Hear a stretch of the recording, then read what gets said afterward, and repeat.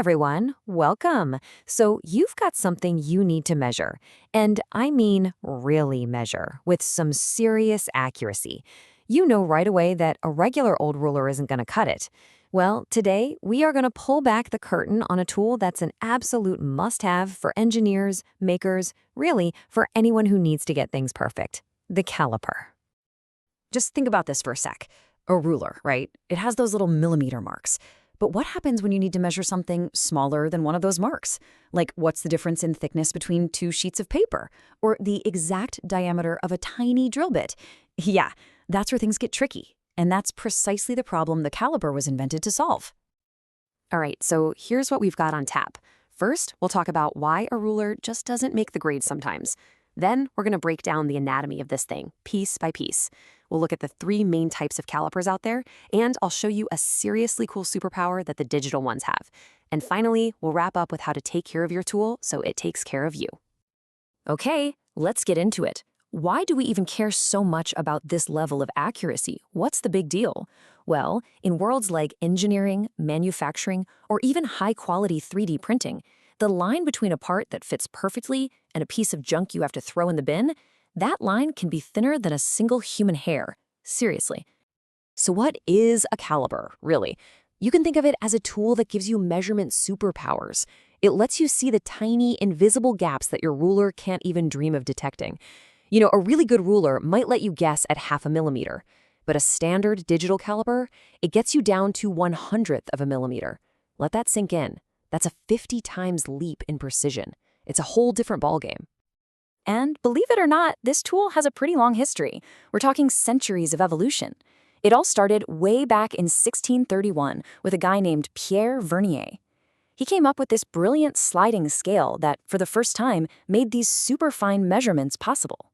Then, fast forward to the mid-20th century, and we get the dial caliper, which made reading things way easier. And that brings us to today with the digital caliper, the instant, basically foolproof standard you see in almost every workshop. Okay, before we get any deeper, we need to clear something up. There are three words that get thrown around a lot: resolution, accuracy, and precision. They sound similar, but they're totally different. Resolution is just the smallest number the screen can show you, like 0.01. Accuracy is how close that number is to the real measurement. And precision, that's all about getting the same result over and over and over again. The perfect tool? It's all three. It gives you the right answer repeatedly down to an incredibly tiny measurement. All right, just like with any tool, if you want to use it right, you got to know what you're looking at.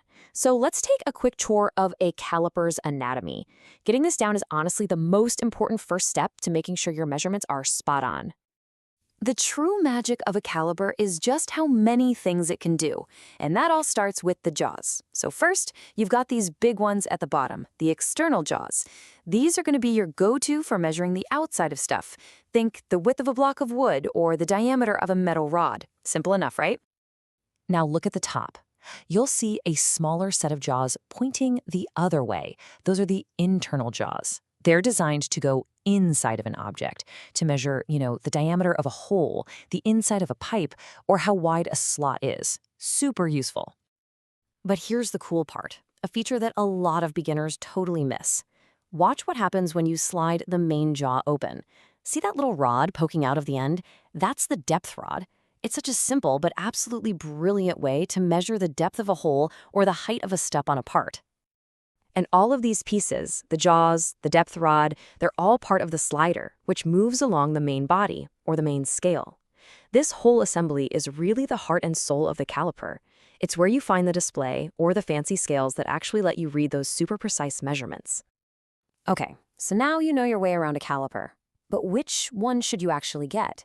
There are basically three main families of calipers, and each one has its own strengths. Let's figure out which one is the right fit for you. First up, the granddaddy of them all, the vernier caliper. This thing is an old-school, purely mechanical masterpiece. It's tough as nails, needs 0 batteries, and couldn't care less about dust, grime, or liquids. But there's a catch.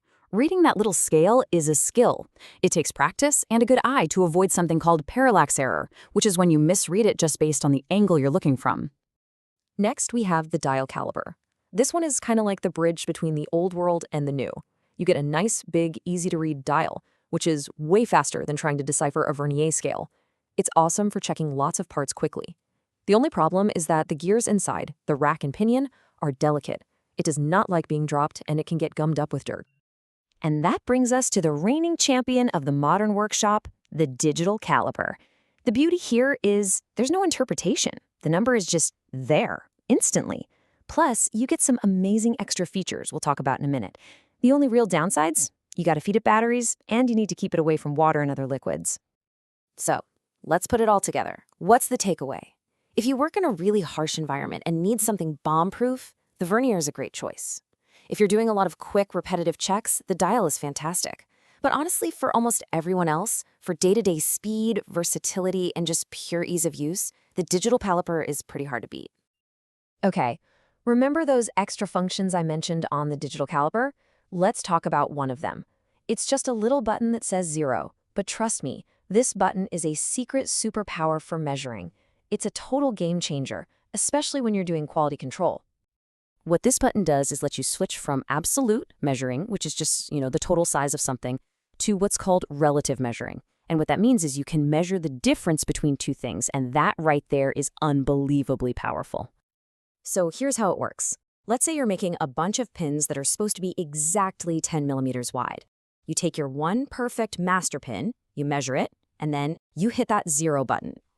The screen now says 0.00. Now you grab one of the new pins from your production line and measure it. The screen doesn't show you its full size. No, it shows you how much different it is from your perfect part. If it says plus 0.03, you're good. If it says minus 0.06, sorry, that one's scrap. It completely removes all the guesswork and mental math. It's so much faster. Okay, look, having a great tool like this is awesome, but that's really only half the story. If you want it to give you accurate, reliable measurements day in and day out, you have to take care of it. Seriously, think of it less like a tool and more like an investment in your own quality work. The daily stuff is super simple, but it's so important. First, always wipe the measuring surfaces clean with a soft cloth. And whatever you do, do not hit it with compressed air. It seems like a good idea, but you'll just force dirt and tiny metal shavings deep into the mechanism. A little drop of light oil on the beam keeps it sliding smoothly. Oh, and one more thing, don't store it with the jaws clamped all the way shut. It puts constant stress on the parts. And for storage, it's pretty straightforward. Keep it in the case it came with. That case isn't just for shipping. It protects it from dust and, crucially, from getting banged around, which can mess up its alignment. You want to store it somewhere dry to keep rust away, and, again, just leave those jaws open a tiny bit. It's the best way to ensure it lasts for years. This all leads to a really important point, the difference between maintenance and calibration. Think of it this way. Maintenance is like brushing your teeth. You do it every day to keep things working right. Calibration is like going to the dentist for a checkup. It's the official process where a professional verifies that your tool is actually measuring correctly against a known certified standard. It's the proof in the pudding. So as we finish up here, I want to leave you with this one question to think about. That caliper sitting on your bench, is it just another expense, another tool you bought? Or is it a critical investment in the quality and reliability of everything you make? Because when you know how to use it and you take good care of it, it is absolutely 100% an investment. Thanks so much for tuning in.